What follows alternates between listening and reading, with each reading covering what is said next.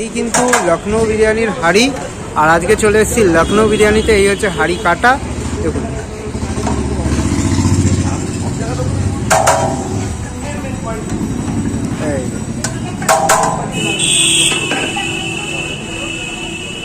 এই কিন্তু ফার্স্টে বেরোলো আলু, দেখুন আলুর সাইজ।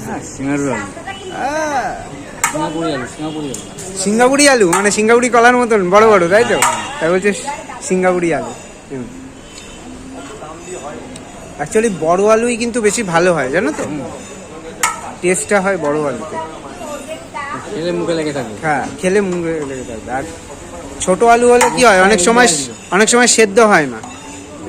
দেখুন চিকেনের সাইজ দেখুন। হ্যাঁ, দেখুন চিকেন